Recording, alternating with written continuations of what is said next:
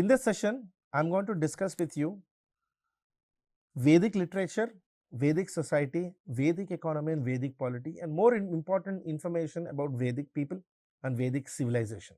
Let us begin the discussion from the continuation of Vedic civilization.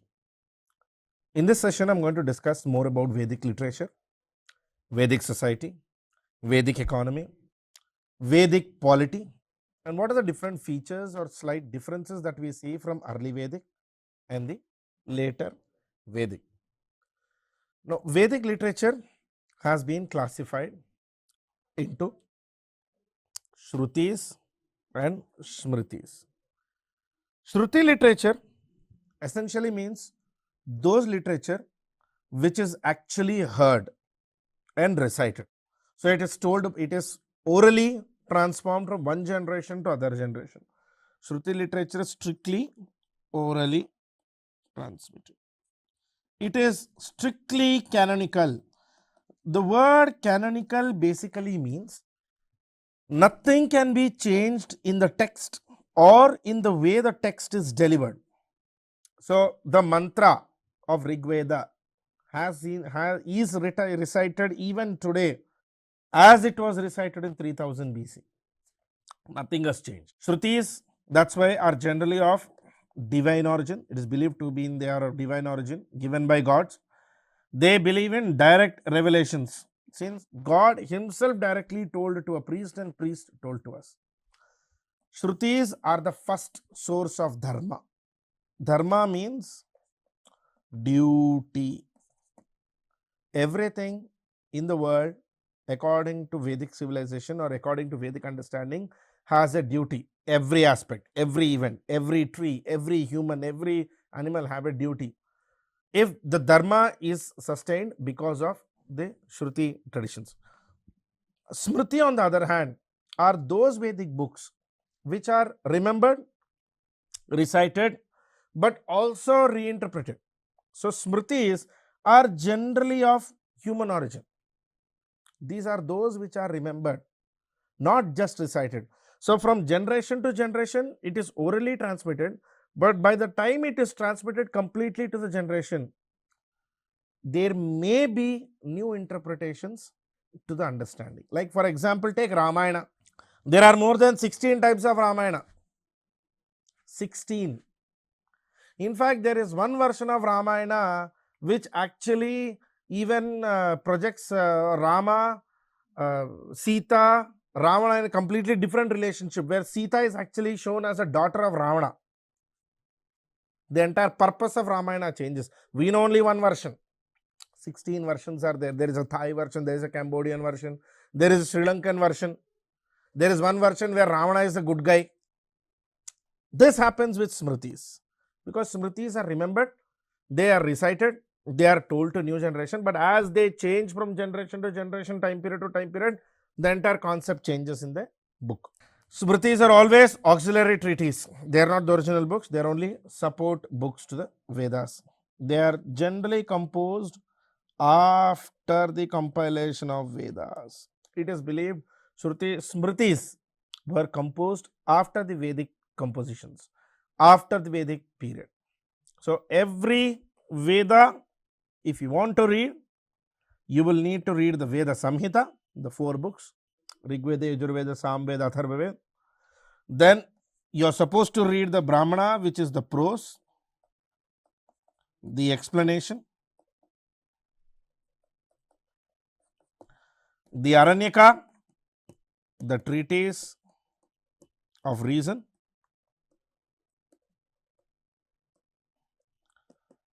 the Upanishada, the philosophy. Because reading a Veda is so complicated, you don't see people reading Vedas anymore. By the time one reads all the Vedas, his lifetime is finished. Now, apart from the Vedas, apart from these Upanishads and Vedas, there are few books known as Upaveda. Upavedas means sub-Vedas. They are not Veda by themselves, but they are part of another bigger Veda. Upavedas are basically Vedas of applied knowledge. That is, these are Vedas associated with a particular technical knowledge or particular purpose. For example, Dhanurveda mainly associated with archery, Gandharva Veda music, Samaveda, Shilpa Veda associated with sculptures, Ayurveda associated with medicine. Ayurveda is part of Atharva Veda. Shilpa Veda, Gandharva Veda are part of Samaveda. Dhanurveda is part of Yajurveda. So these Upavedas deal with a specific subject or a specific concept, and they are associated with another bigger Veda. The next discussion, now that we have discussed about Vedic literature, I have spoken to you what is Vedic literature. Let me give you an idea of what is Vedic society. As with the way we study this, we categorize Vedic society into two types: the early Vedic society and the later Vedic society. Early Vedic society being from 1750 BC to 1000 BC. Later Vedic society being from 1000 BC to 600 BC. In the Vedic society, generally this sort of hierarchy is clearly mentioned. The center of society is Kula or Griha or family. So family is the core of the society. It looks like this. Family, on family the entire society is built. Kula, headed by Grihapati or Kulapati. Generally male head of the family.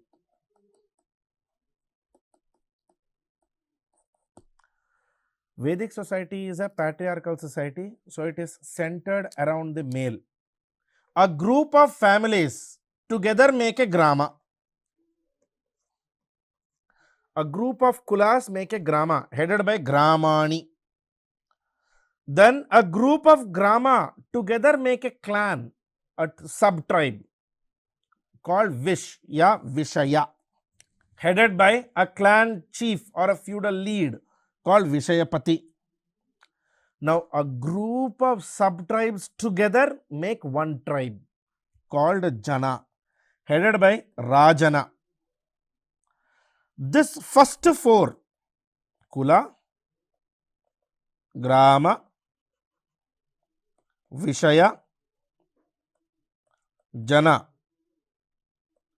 these four together were part of the early Vedic period.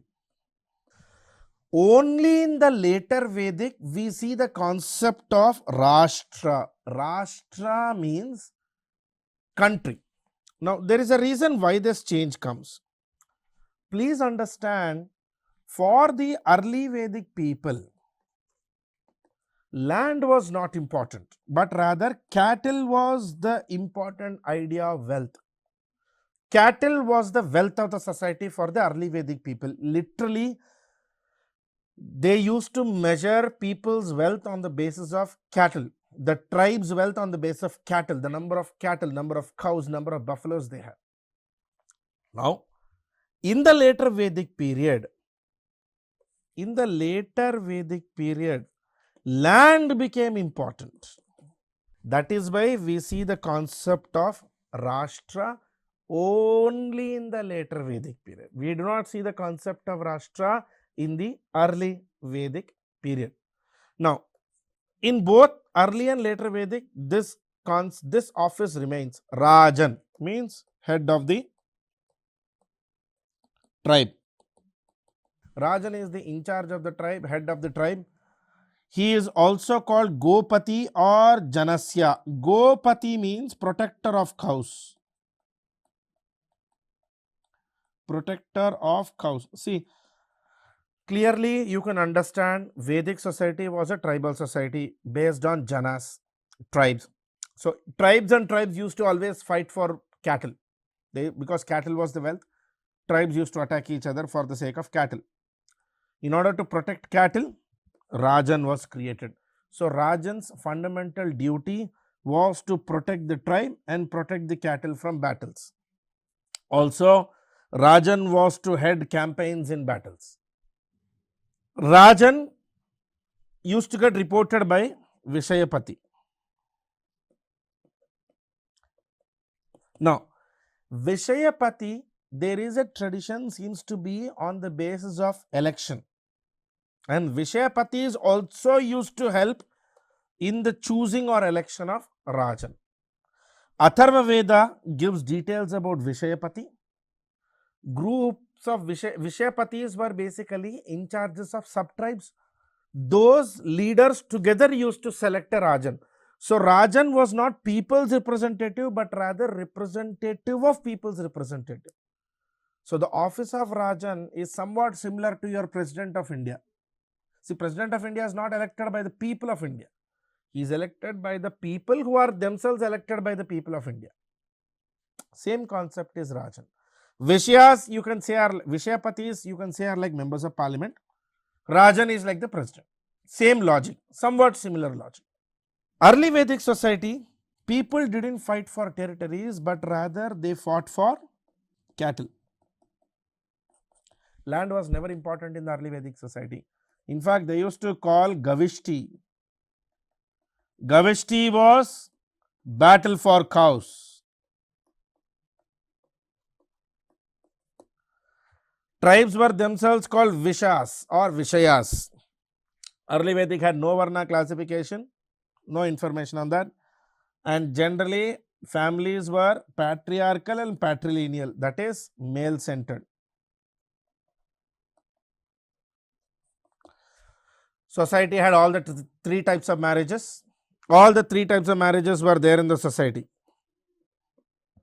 Monogamy, one man, one wife. Polygyny, one man, multiple wives. Even polyandry, one woman, multiple husbands.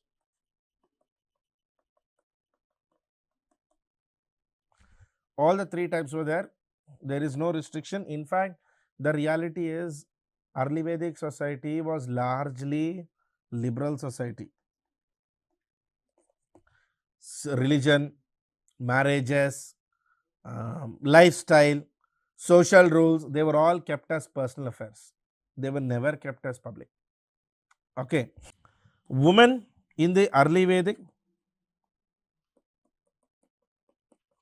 were generally treated equal to men. Women had the practice of Swayamvara. See, Swayamvara is basically where the woman gets a choice to choose her husband. Similar to love marriage, I call it shopping marriage. So she gets a choice to choose her husband. Also, there was a concept of remarriage. A widow could remarry, although this was always called levirate marriage. Levirate means marrying brother of deceased husband. Once the husband is dead, husband's brother, a widow, could always remarry as the first preference. This was always given. There is also existence of female sage or female monks, even female goddess Aditi Ushas mentioned in Rigveda. And Rigveda clearly says women studied Vedas. See, we don't have much of a reference about women being employed in Rigveda or early Vedic period, but women were not completely suppressed or made subordinate to men in the early Vedic period. Women comparatively had greater exposure. They were permitted to get educated. They were part of the regular society. All this was permitted. Okay. In the Rigveda only, in the later Vedic period, as things started to move a little into the later Vedic, the later Vedic society started to show some changes. Number one, remember those Vishayas, sub-tribes and Janas? Groups of Janas started to form like mega groups. 3-4 tribes together formed into a single tribe. For this, best reference example I gave is the 𝗓𝗏 where after the battle, Bharata tribe combined with the Puru tribe to form Kuru. Bharata plus Puru, P-U-R-U, together formed Kuru, the Kuru tribe. So like this, in the later Vedic period, tribes intercombined to form big tribes. They also started the practice of monarchical states. For the first time, we also see people getting involved into full-fledged cultivation. Rice, wheat were the major crops, and in the later Vedic, people started fighting for territories, not for cattle. Also, social boundaries began. Now, this was natural extension. As long as cow was the wealth of the society, cow was not a stationary animal, or animals are not sedentary or settled. Wherever the animal goes, the entire community used to go, the entire tribe used to go. But in the later Vedic, once cultivation became important, cultivation is dependent on land, land remains at one place, so the entire community also lives in that place. So what was a semi-nomadic system in the early Vedic eventually became a sedentary system in the later Vedic, because later Vedic people were agriculture centric, early Vedic people were animal husbandry centric. That's why we say social boundaries. We see statuses, means those who have more land become rich, those who have less land become poor. And also we see a concept of ritualism starting in the later Vedic society. Now, ritualism was essentially a practice where for everything you have a ritual. From eating your food to sleeping in the night, everything. Also, people started to create the institution of Gotra.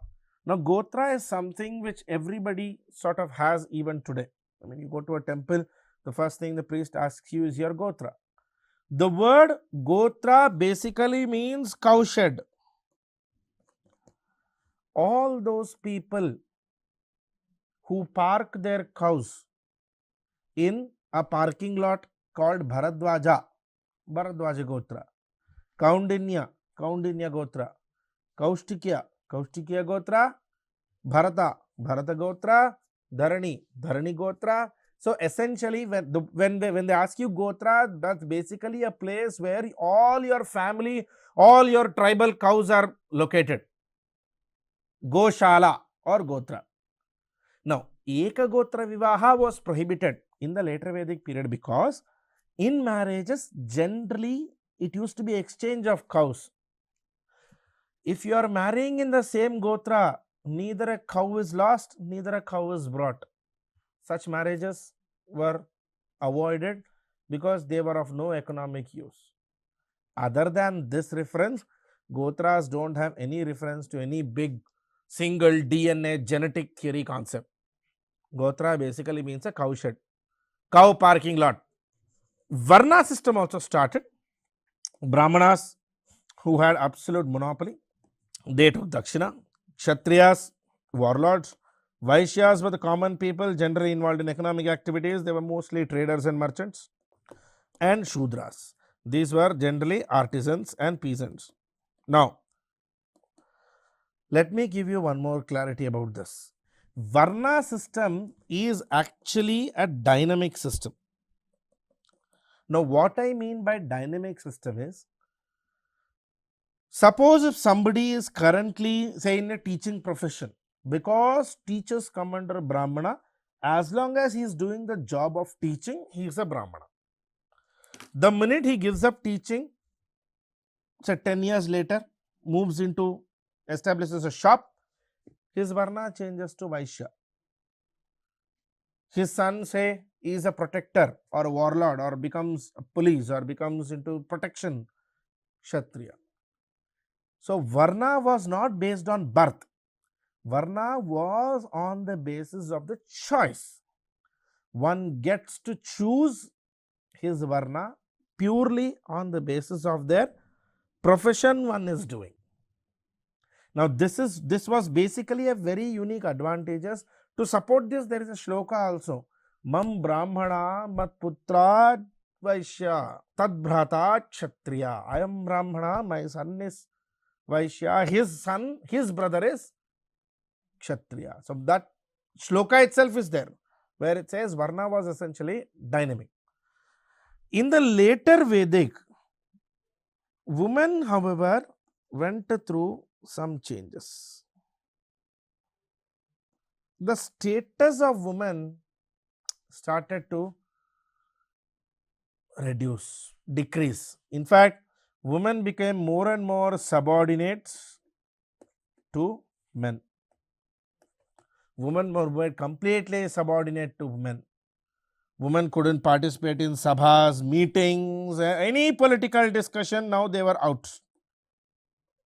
No political activities for women. Women couldn't attend any rituals. Complete male domination. Widow cannot remarry. That's it. No levirate, nothing. Once a widow, always a widow. And the status of widow was horrible.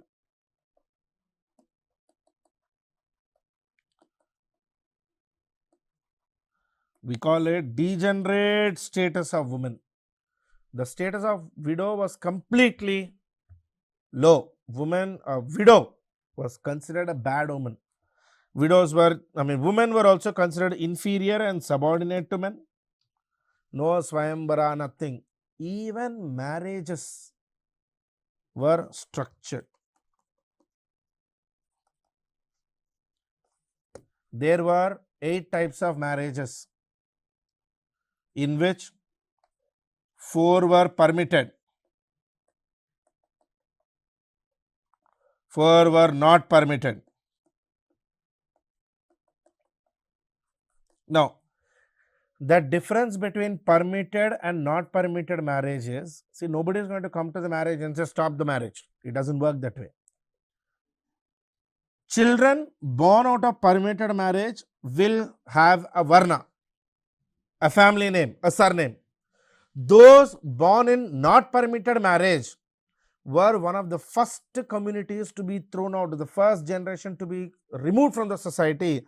Eventually, these are the ones who came to be called as Chandalas. They became the victims of untouchability in the Gupta period. Brahma Vivaha, where the marriage is happening strictly on the basis of every ritual. Daiva Vivaha, where the bride is given in donation to the priest or the temple. Arsa Vivaha, where a bride price is paid by the groom. Then Kanya Sulkam, where the boy gives dowry to the girl. Prajapati Vivaha, no dowry exchange, no gifts, nothing. Everything on the basis of equality. These 4 fully permitted, always generally practiced. Gandharva Vivaha is love marriage, run away and marry. Asura Vivaha, where the girl is bought for money and then married. Rakshasa Vivaha, where kidnap a girl and marry, like Ravana tried this with Sita. Paisacha Vivaha is seduce a girl or molest a girl and marry her. Not permitted. Generally, children born out of not permitted marriages were kept outside the society. They were always avoided. Okay. And remember, kinship was the basis of social structure, brotherhood. Cotton, wool, animal skin was the most common clothing. Just like Indus Valley, we see flute, veena, cymbal available here. Milk, grain, fruit, vegetables, most common food. In fact, there is a food which is called Kshira Paka Modhanam. Kshira means milk, Paka means jaggery syrup, Modhanam broken rice. In Telugu, we call this Paravanam. That has always been there in the Vedic civilization. And remember, in the beginning, I told you about an inscription called Bogasko inscription. It actually talks about Vedic gods Indra, Vayu, Varuna, Aditi, Ushas, who brought peace to the world. Okay. Vedic society did have an assembly called Sabha, which was assembly of elders. Women who attended the Sabha were generally referred to as Sabhavati in the early Vedic only. In the later Vedic, as you remember, I told, women were prohibited from attending Sabhas. Sabhas also did judicial functions. Women used to have an assembly called Women's Assembly called Vidhata and Traders Assembly called Gana only in the early Vedic. Only in the early Vedic there used to be this. In the later Vedic, closed. Samiti was like a smaller house, assembly of commoners, everybody. For your references, Samiti is equivalent to Lok Sabha, Sabha is equivalent to Rajya Sabha. Okay. So all policy decisions are taken in Samiti, no judicial functions, and Samiti undertakes religious jobs. There were some set of bureaucrats in the Vedic civilization, Vrajapati, who controls pasture lands, Kulapa, head of the family, Gramini, village head, in the beginning I told you, Spasa, spy, so probably because they did have states, they did go on wars always with each other, they had spy system. They also had ambassadors called Duta, Jivagriha or Ugra, basically police who used to do law and order protection, and mediators always used to be there, Madhyamasi, for helping between countries when they were fighting with each other. Very small view on Vedic religion is, remember, Vedic people largely worshipped nature and forces of nature, which is Pancha Mahabhutas. No idol worship, no temples. Rather, people used to chant mantras, and the idea was to do sacrifices, Bali. Like for example, 𝗕𝗏𝗪, a horse is left into the wild. Wherever the horse goes and stops, the king has to go and defeat all the kings. Eventually, at the end, the horse is given as sacrifice. Rajasuya, another ritual which gives the king who is conducting Rajasuya Yagna the status of Maharajadiraja. And some of the important gods, as I said previously, Indra, main god, Agni, the intermediary between gods and humans. Without Agni, there is no ritual. Varuna, the god who maintains natural law. God of plants, Soma, storm, Maruta, Usha or Ushas, the goddess. Different gods. This system of Vedic gods slightly changed in the later Vedic. In the later Vedic, sacrifice became more important than ritual. More sacrifices than rituals. It is always about giving a bali. People forgot Indra, Agni. In fact, we got new gods, Rudra, Vishnu. Rudra is whom later was referred to as Shiva. And rather than worshipping God through shlokas, symbolic representation became more important. Like for example, for Vishnu, it was always about Shanku, Chakra. For Rudra, it was always about Linga, Yoni or Trishula. Symbolic worship. Later Vedic period started symbolic worship, which by the time of Gupta period ended up into temples and idols. And last part of the Vedas, economy. I've told this multiple times, just a repeat.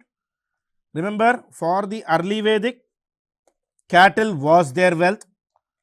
Go is a continuous reference given to cattle. Gavishti was war for cattle. Tribes used to fight with each other for cattle. Gomat was a wealthy man, the one with most cattle. And in the early Vedic period, people used to gift women and cattle to each other. In early Vedic economy, there is no reference to any private property. That is, no land economy. There was no land-based economy. In the later Vedic, the economic system changed. Artisans became more important. Agriculture was the main occupation that led to land-based economy. See, when we keep saying land-based economy, what I mean to say is land was now being traded as a commodity, exchanged between people, bought and sold to people, attacked, countered to each other among two different kingdoms, that sort of practice. Wooden plowshare is actually evidenced in later Vedic period with 12 ox. Later Vedic economy became more and more centered around iron. In fact, iron was commonly called Krishna ayas. Krishna means black, ayas means metal, black metal, iron. Lohit ayas, slightly dark brown, copper. In the later Vedic period, we see also for the first time the evidence of usuri. Usuri is basically where you give money on lending for interest. Money on lending for interest. Weaving was practiced only by women, and as I said, land holding was common. And pottery, painted grey ware, was mainly seen. Okay. By the time of 600 BC, society became too rigid, too restricted, too many rituals, too many traditions, sacrifices. The entire society changed from early Vedic to later Vedic. These changes eventually led to growth of new religions. Those new religions are the ones which we call Buddhism and Jainism. So, after seeing an incline or a growth, later Vedic proved a decline in the social rules. That's it in this session, guys. We'll continue this with the growth of Buddhism and Jainism. Thank you.